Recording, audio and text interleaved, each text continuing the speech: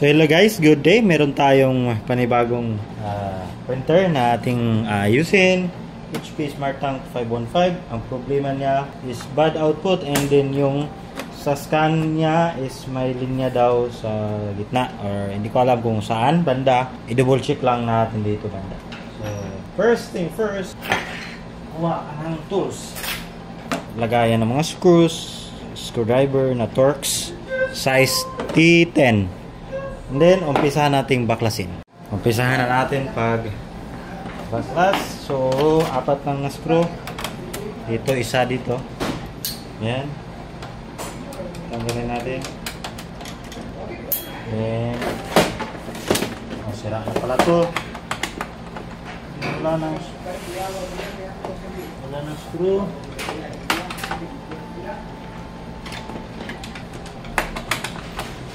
Meron pala. 4 na screw. Tapos power off muna. Kalimutan. Iangat. And then look what we have found. Tanggalin muna natin top cover. Meron siyang mga yan, makikita natin dito banda. Yan, makikita mo na talagang may mga pusa ditong gumagala. Daga pala, hindi pusa, daga. So ngayon, ang ating gagawin dito is general check-up muna tayo para ma-distinguish natin kung ano ang problema talaga. Ayan, merong mga laman sa loob. So ngayon, ang ating gagawin is i-unlock muna to kasi hindi ito ma-unlock. Unlock na natin. So tanggalin natin itong mga laman dito banda. So may pakil pa dito. So may sign siya na mayroong maraming mga daga na pumasok dito. Ang gagawin ko lang is mag-vacuum tayo, okay? Isa na nating mag-vacuum.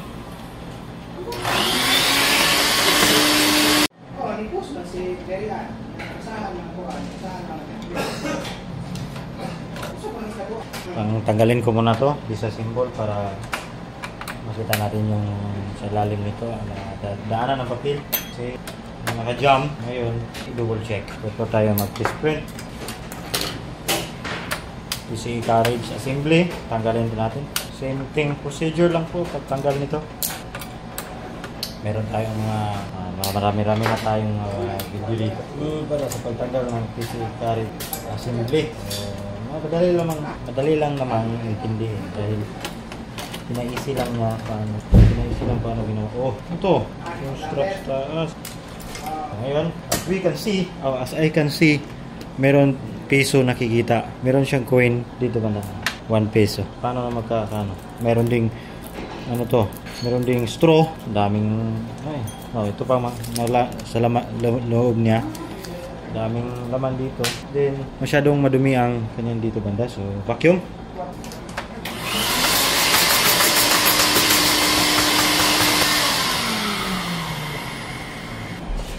Ayan, nakikita nyo. Nakikita nyo mayroon pang dito. Mayroon pang ibang laman. So gamit pa kanyang mechanical. Tanggalin din natin muna. Ayan. Remove muna natin itong tangke kasi pangit ang kanyang dito banda. Dito, pangit. Ito ko gusto. Ito smooth na. Correct natin para satisfied ang ating customer. Yun, okay, natambak siguro to. Sabi na niya.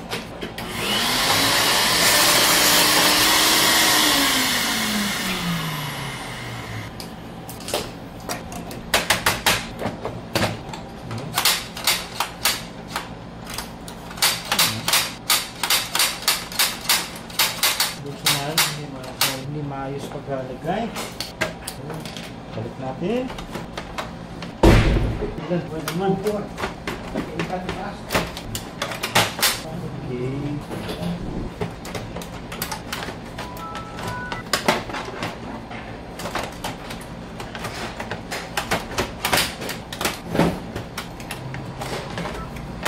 Ayan. Lagay ko na maayos. Ito lang. Tingnan natin, ayan. Ano talaga?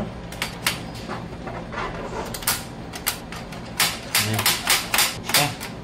Yung spring, balik na natin to. So, ito, check na natin yung sa ilalim banda.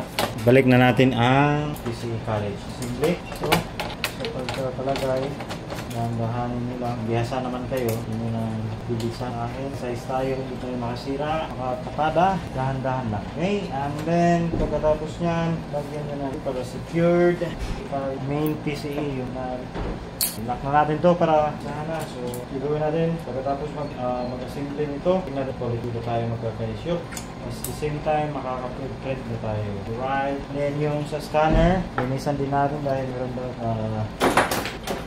itong issue na pangit ang pagkaka-copy. Although maganda siguro ang print quality, pero ang pagka-copy pangit. Okay? Nilinisan yung board kasi madumi. Tinanggalan man, itabok, then ball.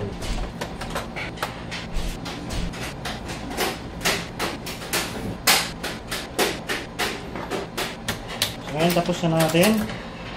Isunod natin yung blue latch. Madali lang naman to. Sarayan mo. Okay, diba? Ayos na to. Na-correct na natin. Tapos, ayan. Ang top cover. Dali tabok eh. Kabuk and then mga kakadumi. Ano yan? Hindi siguro ito yung ginamit. So,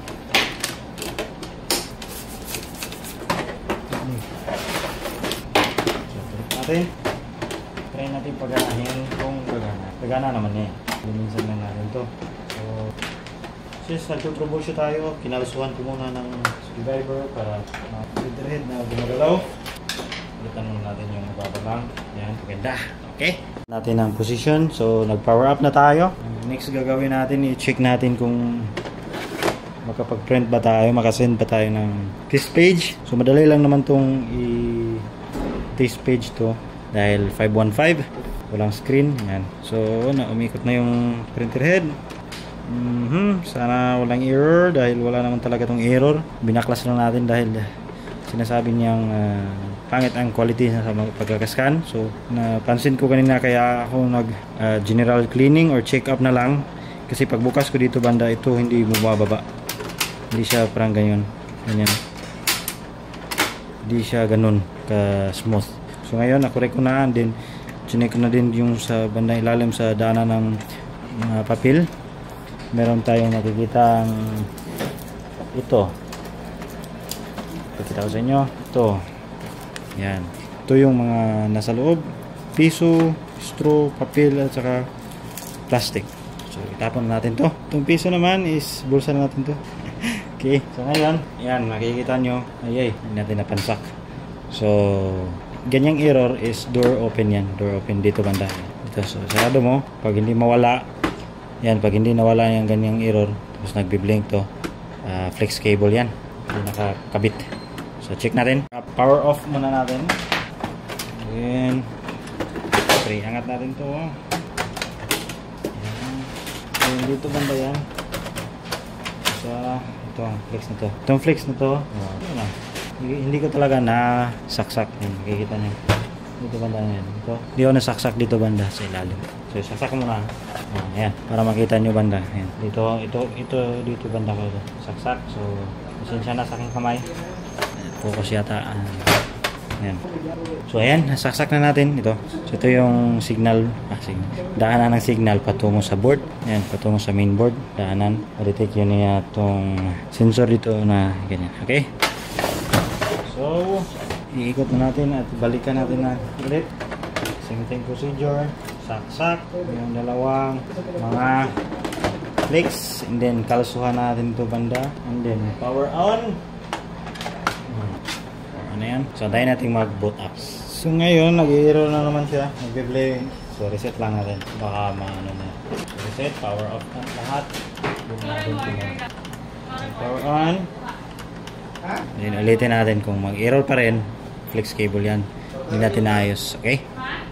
Antayin lang natin mag-power up or mag-boot up na naka-standby mode na siya dyan.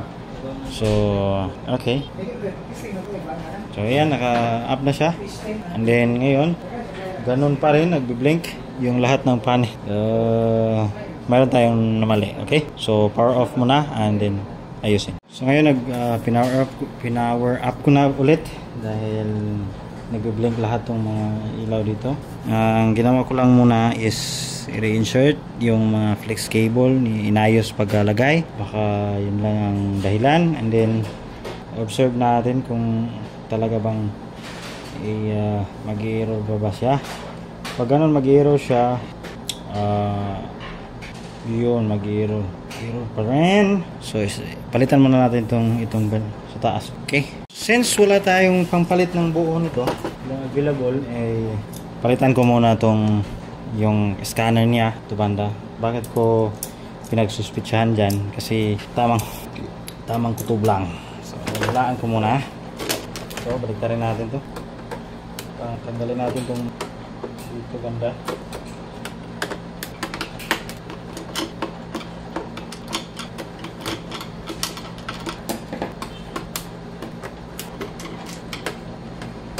Meron nang tayong 6 na screw na tinanggal. So, ganyan siya. Kaya natin higutin.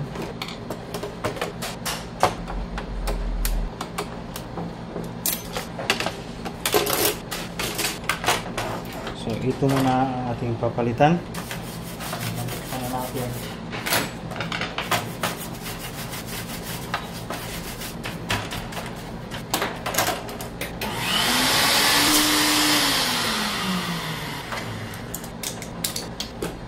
Yan siya. Lagyan natin dito banda. Yan. Temporary lang muna natin. Huwag lang muna natin lakan. Okay, and then balik na natin dito. Basta natin muna ganyan. Then i-power up na natin kung magkaka-goods ba tayo dyan. Wala na tayong makikitang error. Ayan, makita natin. Focus natin diyan. Wala na siyang error. Ayan, makita nyo. Wala na siyang error. Mag-blink. So probably merong problema dito sa assembly na to. Yung kanyang AC. Then pagkatapos nito, i-try natin mag-scan or test print muna tayo. Ngayon, meron tayong papel. Meron tayong sulat dito. So nagtitipid tayo. Liit lang naman na portion ng ating titingnan para sa ating test page. So, paano ba mag-generate ng page nito or mag-test print? Basic lang. Hold nyo lang power button ng 4 na segundo or 5. Tansyahin nyo lang. And then, pagkatapos yan, pinutin yung colored button kaysa. So, release. Then, release din. So, yan. Mag-blink siya at saka mag-generate yan ng print out. So, check natin kung maganda ba ang quality. Pangit pa or ano, makikita natin yan mamaya. And then ang quality niya is walang yellow. So ang black goods, makita nyo yung black goods, yung magenta, cyan, magenta and yellow, problemado si yellow. Okay, it's cleaning sana pero testing muna natin tong scanner. Yung kakapag-scan na siya, check natin kung maganda bang scanning niya. Kung maganda ay masyadong okay. So ngayon makikita natin dito banda, pangit, meron siyang black. Yan, makikita nyo, meron siyang black dito. So, may problema ang kanyang print. Ito, scanner. Okay, ayusin natin. Okay, so, itry natin itong kanyang scanner mismo. Bakit kaya kanina hindi gumagana? Ayan, gumagalaw naman. So, all good pa naman. Bakit kaya kanina ka-error? Testing natin ito. Ayan, so, kanina meron siyang print na itong black. Natin itong iba or sa kanya mismo meron pa rin lima ang kanyang scanner. Okay, yan, scan tayo, check natin kung ganda ba ang quality. So ngayon hinihila na niya yung papel, tingnan natin kung ano ang resulta. Wala na pala itong output ring. So ganun pa rin, mayroong black line siya dito banda, same thing kanina. So ngayon nakadalawa na ako ng ganito, problemado pa rin. Pangalawa na pala to. Ito, chinika natin sa kanya talaga to. Napagpalit na ako ng isa nito. Hindi ko alam kung sira ba talaga. So, ma-confirm natin. Ganun pa ba rin? Meron problema dito ba? Flex cable. Hindi naman sa flex cable. Meron sa system niya. Click natin. Kaya natin i-calibrate. Then, ito yung sa kanya. Natin dyan. Ito lang. Flex cable or yan. Tapos may lagay natin. Ganun na. Ayan na. Ito. Ayan na nga. Mamaya na natin i-screw kasi troubleshoot pa tayo. Nag-power up na siya. Ayan. Nakita natin. Naka-on na yung printer. So, test natin kung meron pa ba ganitong labas. Meron siya. Black. Okay. Papel. Ayan, meron ng papel. So, sample test naman natin dito. Scanning. Okay, and then press colored kung meron ba siyang problema. Hopefully, ma-eliminate na natin para maayos na yung printer na to. Antayin lang natin kasi nag-cleaning ko siya. Okay, ha? Dahil yan, antayin natin matapos kasi pinower off ko kasi. And yan, nag-cleaning siya at din. Tapos mag-cleaning ngayon siya, mag-start mag-print. Ganyan na, nakapag-print na siya. Tingnan natin in 3, 2, 1. Tara! Oh, meron pa rin. So, mayroong problema ang kanyang system yata. So, hindi pa rin natin ma-eliminate. Meron tayong problema pa rin. Hey, next natin gagawin is i-isolate na naman natin itong kayong folder dito. Lilinisan ko muna itong cap. So, ayun na nga guys. Nakapag-testing na ako ng ito. Na-testing ko na to. Ganun pa rin. So, problema niya is yung flex cable. Nakadalawa na ako nito. Wala pa rin. So, ginawa ako. Mayroon akong nakitang printer dito sa amin. Spare. Bagong-bago, hindi pa nagamit. Itong buo na to ay pinalitan ko. So, confirm. Ang scanner flex cable ang may tama or defective sa kanya. Ito sa kanya. Ito yung flex cable. Itong flex cable na to is mayroong problema yan. So, need palitan. And then, itong bago is all good siya. Wala problema. So, confirm na flex cable na. Hindi hindi yung scanner ASI yung problema. Okay? So, since na-eliminate na natin problema, papalitan natin sa customer yung ganong scenario. Bilhin natin siya ng scanner flex cable and then ilagay natin sa kanyang printer para maibigay na niya. Alright? Hanggang dito na lang. So, kung nakakatulong sa inyo itong tutorial na to, huwag kalimutan mag-subscribe at hit ang notification bell para updated sa ating mga updates. This is Faber Tech and Tips. Magpapaalam na sa inyo. Bye-bye!